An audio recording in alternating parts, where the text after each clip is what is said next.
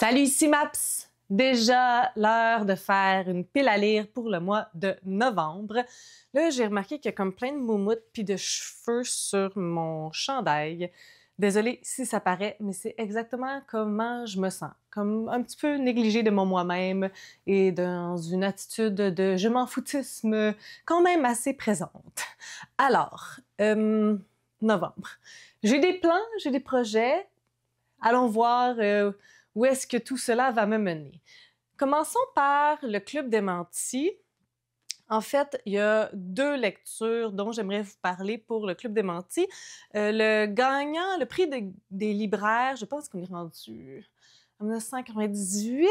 Et c'était lui, Ce n'est pas moi, je le jure, de Bruno Hébert, qui avait gagné en 1998-99. Je pourrais peut-être regarder quand est-ce qu'il a été publié. Ça me donnerait une bonne information sur quand est-ce qu'il a gagné. 97. Bon, ça me donne pas vraiment une information parce que parfois, il y a comme un range de dates spécifiques, donc je dirais peut-être plus 98. C'est pas super important. Donc, c'est ça. Le dernier qu'on a lu, c'était Annabelle. Je sais pas à ce moment-ci si Sylvain l'a terminé, donc on verra s'il y a eu live. Mais le prochain, c'est celui-ci et je vais continuer de manière douce et lente à lire les gagnants. Je ne l'ai jamais lu, celui-là, puis je sais pas vraiment de quoi ça parle non plus, alors inculte que je suis. Malgré mon jeune âge, j'étais conscient qu'il y avait en moi quelqu'un qui n'était jamais malade, jamais fatigué, qui ne commettait jamais le mal. Toutes les vérités, tout l'amour du monde, toutes les vies depuis la fourmi minuscule jusqu'à la grande baleine à bosse résidaient dans cet être intérieur. C'était la demeure de la beauté, de la justice, la voix de la raison de mon effervescence spirituelle, la paix aussi, la paix qui surpasse toute connaissance. C'était dans la petite maison cachée de mon cœur que brillait une étoile dont la lumière n'a jamais été vue sur terre ni sur mer. Dans un coin du salon de cette maison, déposée sur une chaise berceuse, il y avait une cape magique de super-héros. Il suffisait de la mettre pour devenir invincible. Je savais tout cela.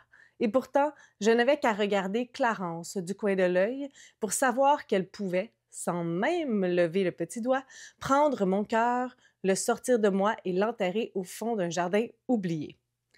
Léon Doré est un enfant comme les autres qui voudrait que ses parents s'aiment et qui croit que la musique est faite pour être jouée. Encore une affaire de musique entre les deux, Annabelle puis Léon. Seulement, le vent du diable souffle parfois à son oreille et le pousse à se lancer dans des aventures périlleuses. Alors, personne ne le comprend plus, sauf son ami Clarence. C'est ainsi qu'il se rendra en sa compagnie jusqu'à la rue de Lens. Après avoir vaincu la peur et percé le mystère de l'âme, il y découvrira que même ceux que nous aimons peuvent nous trahir. Voilà. C'est pas super long. Je pense que moins de 200 pages. Pas trop aéré, par contre. Mais on verra rendu là. Si c'est intéressant, c'est pas bien grave que ça soit pas si aéré. Avec le Club des Mentis monthly, mois par mois, mensuel, en octobre, novembre, décembre, il est dans Stephen King. Et en novembre, la suggestion, c'est de lire le préféré de Sylvain Desmentis, qui n'est pas le préféré de l'auteur, les Tommyknockers. Donc, j'en ai aucune idée si je vais être capable de le lire ou pas. J'ai même pas regardé s'il est disponible à la bibliothèque parce que je ferais probablement comme je fais actuellement pour The Shining, l'écouter en audio, mais c'est une possibilité dans l'air. On verra si ça me tente ou pas, mais je ne sais pas de quoi ça parle. Je vous en parle en même temps que je le découvre. Donc, tard la nuit dernière et celle d'avant, toc, toc, à la porte, les Tommyknockers. Les Tommyknockers, les esprits frappeurs. Je voudrais sortir, mais je n'ose pas, parce que j'ai trop peur du Tommyknocker.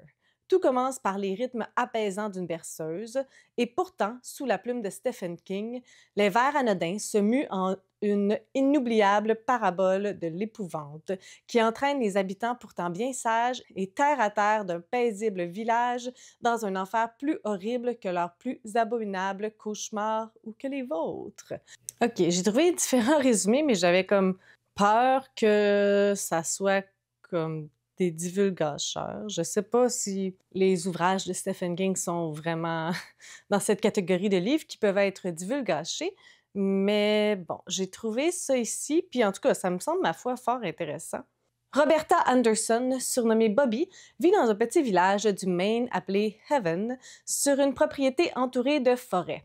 Un jour, en se promenant dans les bois avec son chien Pete, elle trébuche sur un objet métallique. Intriguée par la présence de cet objet, elle décide de le déterrer. Au fur et à mesure qu'elle déterre ce qui est enseveli, elle comprend que l'objet en question n'est pas anodin. D'une part, il est absolument immense, il semble inaltérable, mais surtout, il la fait évoluer.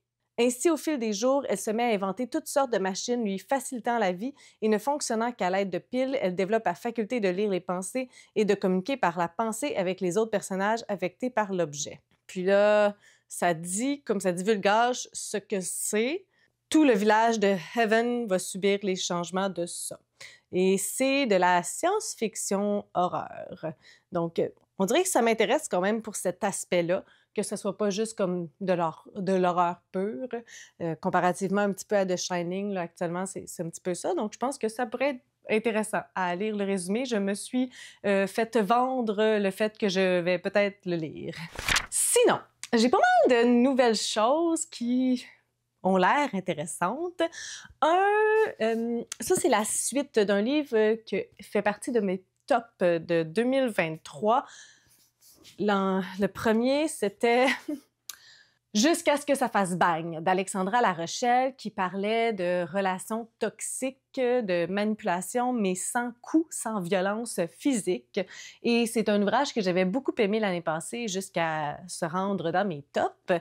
Et il y a la suite qui est ici, qui se nomme L'univers ne peut naître qu'une seule fois, toujours d'Alexandra La Rochelle. Donc, c'est mon ami Sylvain qui l'a acheté et il me l'a prêté. Donc, je vais essayer de le lire avant qu'on se croise au Salon du livre de Montréal.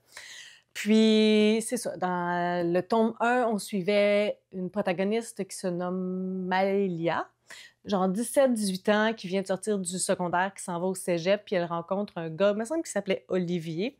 Puis, au début, ça va, mais de plus en plus, il y a des situations qui sont désagréables. Il y a des réactions fortes et imprévisibles à certaines situations. Puis, il y a comme un genre de climat de peur qui s'installe. Il y a pas une communication saine entre les deux. Puis, ben, il commence un petit peu à l'isoler. Elle n'est pas capable d'en parler à ses parents parce que ses parents, ils l'aiment donc bien. Elle va essayer d'en parler à quelques reprises, puis avec des concours de circonstances, ça ne fonctionnera pas. Donc, c'est ça qu'on suivait dans le premier. Puis, ça nous laisse vraiment en plan la fin du premier. Donc, j'ai hâte de voir comment elle boucle la boucle. Bon, parlant de suite, on va continuer avec ça. Angelou de Vicky Mujinga Kalambay, c'est la suite de Moadi, dont je vous ai déjà parlé, puis j'ai essayé de le trouver rapidement, mais je sais pas où je l'ai mis, là. Donc, de cette même autrice que j'aime beaucoup, dont j'ai lu tout ce qu'elle a écrit en roman depuis qu'elle les a écrits, là. Donc, je suis à date. Donc, ça, c'est son plus récent. Puis, forcément, je voulais le lire. Merci beaucoup à la maison d'édition, à l'autrice pour ce service de presse. Donc, je compte le lire au mois de novembre. Je pense pas que ça se divulgage vraiment. Dans ce captivant récit, l'intrigue évolue inéluctablement, tissant ensemble aspiration, peur, doute et certitude. On va suivre Moadi et Nzita, deux femmes exceptionnelles qui vont unir leur destinée à travers une histoire singulière. L'une se dévoue à la protection des droits des albinos, l'autre s'engage en faveur des personnes handicapées. Dans ce récit émouvant, Vicky Mujinga célèbre l'amour maternel et la puissance de la solidarité humaine, illustrant comment ces femmes surmontent les obstacles pour créer un monde meilleur. Ça me semble, ma foi, très touchant et très inspirant. Alors, Angelou, Rédemption de la fille du silence, que je mets dans ma pile à lire du mois de novembre. Chez Mémoire d'Encrier, il y a 2 nouvelles sorties de 2024 qui m'interpellent beaucoup. Donc, je pense que je vais les essayer. On a une utopie ici. Moi, puis la science-fiction, hein, vous savez peut-être pas, j'en lis peut-être pas assez. En fait, c'est peut-être ça que je vais me dire en 2025, de m'en mettre au moins une par mois, parce que c'est souvent très gagnant avec moi. Ici, on a La danse des flamants roses de Yara El Ghadban. Palestine, la mer morte s'est évaporée. La maladie du sel dévore la région et menace l'humanité. Pourtant, là où étaient relégués des milliers d'habitants, survivent paysans, colons, soldats, prisonniers et ouvriers. Ensemble, ils rebâtissent une communauté. Des colonies de flamants roses s'installent, une utopie naît. Ouais, je pense que ça va être très bon. Puis, j'ai vu passer de bons commentaires sur celui-là aussi, tout nouveau, Petite ville de Melika Abdel Moumen. Donc, puis il y a comme des pages qui sont grises, en tout cas, c'est le fun, ça. J'ai déjà lu cette autrice-là. Est-ce que je l'ai déjà lu? J'ai l'impression que oui. Peut-être dans une nouvelle. On va suivre Simon, qui est un célèbre journaliste et écrivain engagé. En fait, on va le suivre parce qu'il est retrouvé mort dans le parc aménagé sur les ruines de la zone. C'est dans cette banlieue pauvre de petite ville qu'il a grandi avec Mia, tous deux adoptés par Annick Mespled, travailleuse sociale. Qui a tué Simon? Mêlant polar merveilleux et enquête, Petite Ville dresse le portrait de nos villes minées par l'exclusion, l'injustice et les inégalités. Ça me tente! Ça me tente! Un autre truc qui me tente. Novembre, c'est me tenter et la science-fiction. Bulle de fantaisie de Sophie Bouchard, un autre ouvrage qui vient de sortir tout récemment en 2024. Je viens de mourir encore. Je sais pas pourquoi j'ai écrit entre parenthèses. Les mots à l'intérieur sont peut-être plus vrais. Entre parenthèses, je te fais lire du sincère, de l'intègre. Entre parenthèses, tu peux me croire. Elle n'a pas la sensibilité pour comprendre les limites de l'autre, pas plus qu'elle ne mesure la profondeur des blessures qu'elle inflige. Toujours insatisfaite, elle modèle le monde autour de son nombril, jette de la poudre aux yeux, joue de l'illusion et s'invente des histoires incertaines comme des bulles sur le point d'éclater. Ce roman raconte l'échec de l'amour quand il est avalé par la dureté, la perversion et le narcissisme. Oui? Oui. Oui! Mon amie Daphné me fait une suggestion parce que j'étais en panne lecture, puis en panne de ma peau et en panne de tout. Puis elle me dit qu'elle avait beaucoup aimé ce livre-là, Projet Dernière Chance, Project Hail Mary, en anglais, d'Andy Weir. Et lorsque j'ai publié cette photo-là en story, il y a beaucoup de personnes qui m'ont dit qu'ils avaient bien apprécié. Et mon amie Sous le ciel m'a dit qu'elle croyait que j'allais bien aimer. C'est pas le genre de livre polarisant de ce que je comprends. C'est genre, les gens aiment bien, en général. Alors, on va suivre Rylan Grace, qui est le seul survivant d'une expédition spatiale de la dernière chance. S'il échoue, c'est l'humanité et la Terre tout entière qui seront en péril. Mais pour l'instant, il ignore tout de cela. Il ne se souvient même pas de son nom et encore moins des objectifs de sa mission. Il sait seulement qu'il est resté en sommeil très longtemps. Et il vient de se réveiller pour découvrir qu'il se trouve à des millions de kilomètres de chez lui, avec 2 cadavres pour toute compagnie. Mon Dieu, ça a un début très similaire de la série Aurora Squad de J. Christophe et... Oh mon Dieu! Celle qui a fait éliminer... son nom, en tout cas. Je sais pas, ben, c'est pas tout à fait ça, mais il y a vraiment comme de se réveiller, puis que tu es bien important, puis tu t'en souviens pas. Là. Il y a vraiment quelque chose de très similaire. Donc, Rylan se rend compte peu à peu qu'il doit faire face à une tâche impossible. Filant à travers l'espace, il lui faut trouver la clé d'un mystère scientifique insondable et combattre un fléau qui laisse présager l'extinction de notre espèce. Alors que chaque minute compte et que des années-lumière le séparent de l'être humain le plus proche, il est seul pour relever cet incroyable défi. Mais l'est-il vraiment? On dirait que c'est comme un huis clos, mais pas un huis clos, mais juste un personnage, on doit être dans sa tête. Intriguant. Bon, il me reste 2 ouvrages à vous parler. Celui-là, c'est un livre qui a été publié en 2024 pour lequel il n'y a pas d'avis pour l'instant.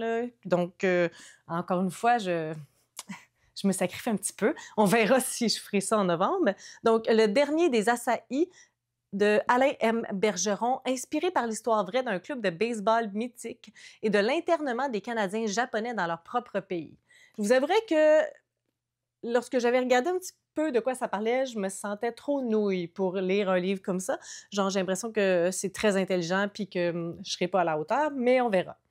Donc, de Vancouver à Montréal, en passant par des camps de détention sans eau courante ni électricité, quel singulier parcours que celui emprunté par Bobby Chuteau. Recrue de l'équipe mythique de baseball les Asahi à 16 ans, il a participé à leur ultime saison, celle de 1941. Cependant, le bombardement de Pearl Harbor en décembre a eu de lourdes conséquences sur la communauté canadienne-japonaise, chassée de la côte ouest. Ses membres ont été dépossédés de leurs biens et envoyés dans de sinistres camps de détention. Oh, ça pourrait m'intéresser. À l'intérieur du pays. Ils y ont été confinés jusqu'à la fin de la guerre en 1945. Bobby Chuteau et sa famille ont alors opté pour le Québec comme nouvelle terre d'accueil où le jeune homme a pu reprendre ses études universitaires, travailler et rejouer au baseball. Peut-être.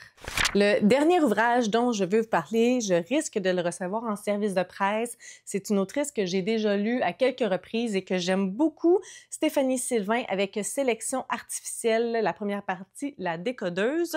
Je vous ai déjà parlé abondamment d'elle parce qu'elle a écrit Déviance, que j'avais bien aimé. Donc, on est dans un monde où la performance dicte les règles, le taux de rendement global atteint un sommet inégalé. Toutefois, il ne suffit plus d'être le meilleur de sa catégorie. Pour obtenir une position enviable, il faut être né parmi l'élite et y rester. Surtout, incarner à la perfection le profil du carriériste modèle sans jamais flancher. Daphné est déterminée à trouver comment exploiter le prochain glitch. Le défi d'une vie est lancé. Cependant, enrayer les engrenages pour le bien commun ne peut se faire sans perte. La témérité de l'héritière des Savard sera-t-elle suffisante pour lui permettre d'enfin caresser les étoiles? Et qui prendra soin de ses proches si elle est effacée des mémoires? Donc, la parution prévue le 11 novembre, l'éditeur du Bouclier. Donc, j'ai bien hâte de me plonger là-dedans. Ça me semble, ma foi, très intéressant. Alors, voici mon plan pour le mois de novembre. Un plan plus comme dans la science-fiction, j'ai l'impression, et ça me plaît. Je pense que ça va peut-être devoir être ma ligne directrice pour 2025. Sur ce, écrivez-moi le livre que vous voulez vraiment lire en novembre.